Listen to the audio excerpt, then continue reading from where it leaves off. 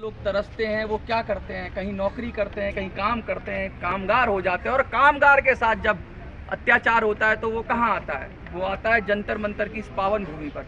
मैं बात कर रहा हूँ मेट्रो की। पिछले 1-2 सालों से लगातार आप देख रहे हैं कि मेट्रो से जुड़ी हुई कंपनियों में किस तरह से भ्रष्टाचार चल रहा है, किस तरह से अत्याचार चल रहा है। और जो लेबर है या जो लोग सफाई कर्मचारी हैं, टॉम ऑपरेटर हैं, इन सब के साथ बहुत अन्याय हो रहा है। लगातार खबरें आ रही हैं, पीछे भी आई थी कि मेट्रो में घूस लेकर नौकरी पे रखा जाता है और पुलिस ने दबिश डालकर कुछ लोगों को गिरफ्तार भी किया था। लेकिन ये जो सिंडिकेट है, ये जो अपराध है, ये जो मॉडस ऑपरेंडी है, ये लगातार जारी है। और इसके पीछे कौन है, ये बहुत ही जांच का विषय है। और लगातार 350 पेज की कंप्लेंट लगाने के बाद भी, अलग अलग तरीके से आवाज़ उठाने के बाद भी दाग के 3 पार।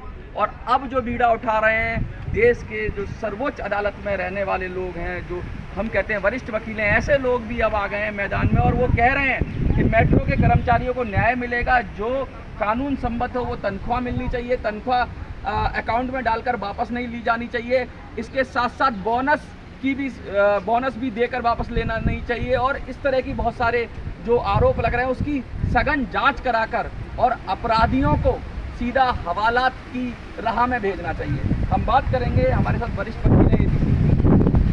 ये जो लड़कियां ये कह रही हैं लड़कियों, इनको भी निकाल दिया। और कारण ऐसे हैं, किसी को तो निकाल दिया, तुम्हारा भाई हमारे खिलाफ आवाज़ उठाता है इसलिए हमने तुम्हें निकाल दिया। ऐसे ऐसे कारण देके क्या किसी को निकाला जा सकता है? आप कानून में बताइए, क्या किसी का भाई अपराध करता है तो उसकी सजा उसकी बहन को या किसी को दी जा सकती है? बात भाई बहन की नहीं, खुद कर्मचारी, ये खुद मेट्रो के कर्मचारी रहे हैं। इन्होंने मेट्रो को अपने खून पसीने से सींचा है। अगर आज मेट्रो दुनिया की सबसे अच्छी रेल सर्विसेज में है तो इसके पीछे इन लोगों का महत्व है। और जब भी विदेश में मेट्रो का ये भारत में आई, इसके बाद अन्य राज्यों में पहुंच रही है, अन्य जगह पहुंच रही है, तो निश्चित तौर पर ये बहुत बड़ी विषय है। और मेट्रो में भ्रष्टाचार फिर कहाँ बचा? लोग समझते थे मेट्रो भ्रष्टाचार मुक्त है। अगर मेट्रो में इस तरह का शोषण हमारी बहन बेटियों का होगा, उनको सैलरी नहीं देना, बोनस दे के वापस ले लेना, और इस तरह से अपनी शिकायतें देते हैं तो हटा दिए जाते हैं, कभी उसके नाम पर, कभी जीएसटी के नाम पर, कभी रिकवरी के नाम पर वसूली होती है। अभी बच्चियां बता रही है कि 1.5 लाख रुपए इनसे मांगे जाते हैं नौकरी के लिए। रीज्वाइनिंग क्या होती है? कहाँ की परिभाषा रीज्वाइनिंग? हर साल आप रीज्वाइनिंग कराएंगे, जितना साल भर में कमाएंगे उतना ये जमा करके दे देंगे, फिर कहाँ से अपने परिवार को पालेंगे, कहाँ से भरण पोषण करेंगे, कहाँ से किराया देंगे, कहाँ से अपनी दवा लेंगे, कहाँ से अपना जीवन चलाएंगे?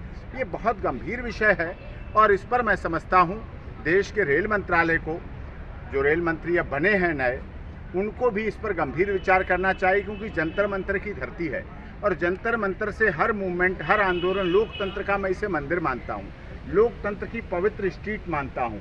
तो यहाँ से जो आवाज़ उठेगी वो आवाज़ जाएगी, वो दूर तक आवाज़ जाए, सरकार तक आवाज़ जाए। नई सरकार बन गई है, अब आगे सदन चलेगा। और दिल्ली में 7 सांसद चुने हैं इन्हीं लोगों ने, मतदाता भी हैं, ये नागरिक भी हैं, दिल्ली के वोटर हैं। तो इन्होंने भारतीय जनता पार्टी की दिल्ली के 7 सीटों पर भारी बहुमत से जीत दिलाई। अर्बन डेवलपमेंट मिनिस्ट्री के अंदर में मेट्रो आता है। मैं आपको बताऊं, जो मिनिस्ट्री है, जो पहले हरदीपपुरी थे, उसमें आता है। तो उनको क्या कहना चाहेंगे आप? उनको लिए ज्ञापन भेजेंगे, मैं भी लेटर लिखूंगा, इनकी सारी समस्याओं को लेकर लेटर लिखूंगा।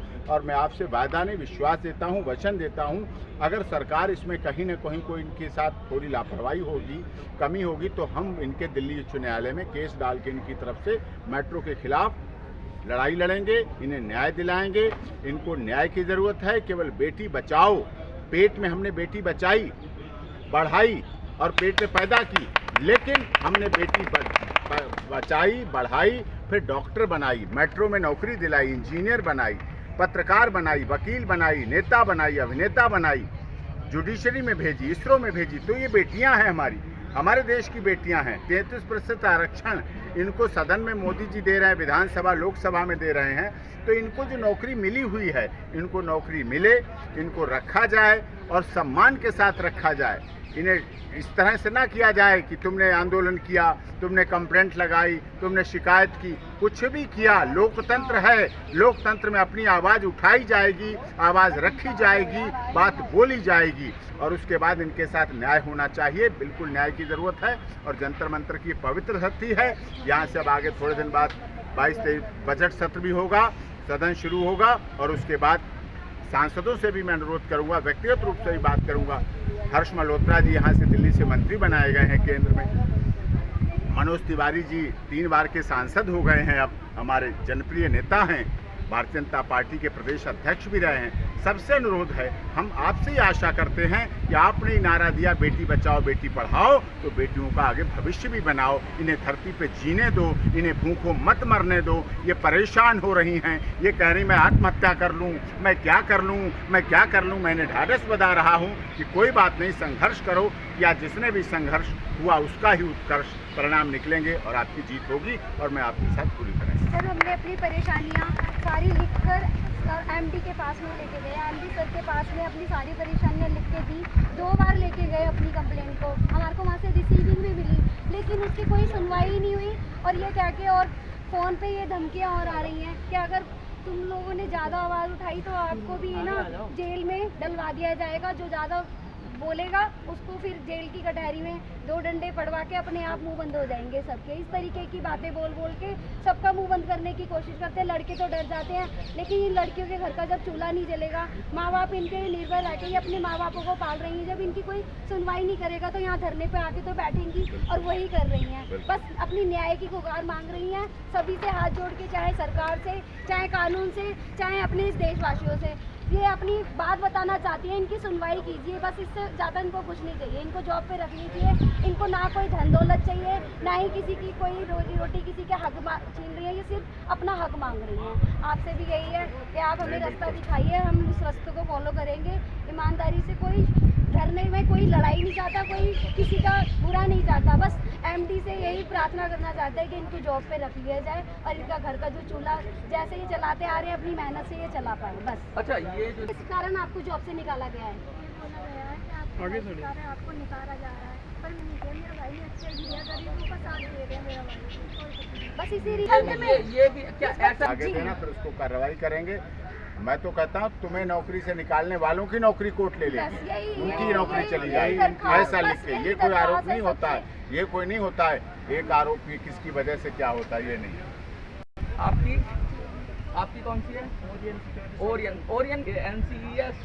इन्हें हटा देते हैं, नए लोगों से 1.5-2 लाख रुपए लेते यही हैं, फर्जी ये वाला हटेंगे चल रहा है। तभी दूसरे लेंगे, हटेंगे तभी दूसरे लगेंगे।